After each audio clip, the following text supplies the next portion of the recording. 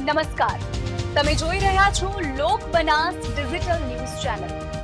ગુજરાત સરકારની લોકોપયોગી યોજનાઓનો લાભ છેવાડાના માનવી સુધી ઝડપથી અને પારદર્શક રીતે પહોંચે તેવા ઉમદા હેતુ સાથે ઓગળ તાલુકાના વહીવટીતંત્ર દ્વારા અધગામ પ્રાથમિક શાળા ખાતે તાલુકા કક્ષાનો સેવા સેતુ 2.0 ગ્રામ્ય વિસ્તારમાં કાર્યક્રમ યોજાયો હતો અને સવારે 9 થી સાંજે 5 કલાક સુધી ચાલેલા આ કાર્યક્રમમાં અધગામ ક્લસ્ટરમાં સમાવિષ્ટ ગામો જેવા કે જાખેલ, માંડલા, રૂવેલ, વરસડા, ચાંગા, અધગામ, ભાવનગર, જોટાણા, શિરબાડા, મૈડકોલ, રાણકપુર અને ભલગામના અરજદારોના પ્રશ્નોનું સ્થળ પર જ ન્યાયિક ઉકેલ લાવવામાં આવ્યો હતો।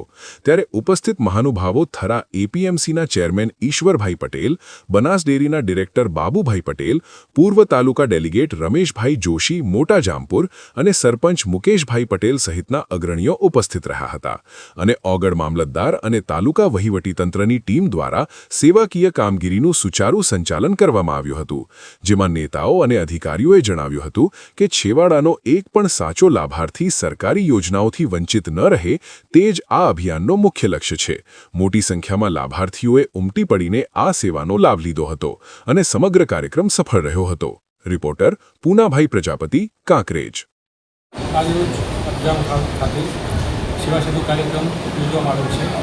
આજરોજ અધગામ ખાતે અત્રેના ઓગળ તાલુકાના મહાનુભાવો જેવા કે ચેરમેન શ્રી એપીએમસી થરા, પ્રમુખ શ્રી કાંકરેજ તાલુકા ભાજપ, મહામંત્રી શ્રી કાંકરેજ તાલુકા ભાજપ, ડિરેક્ટર શ્રી બનાસ ડેરી ઉપસ્થિત રહ્યા હતા। તેમજ આજુબાજુના ગામના ગ્રામજનો, સરપંચશ્રીઓ તેમજ બહોળી સંખ્યામાં ગ્રામજનો ઉપસ્થિત રહે છે અને લોકોને સરકારશ્રીની વિવિધ યોજનાઓ જ્યાં લાભો ગામે મળી રહે છે તે માટે આયોજન કરેલ છે। જે આયોજનમાં ગામ લોકોની સાથ સહકારથી સફળ રીતે લોકો લાભ લઈ રહ્યા છે।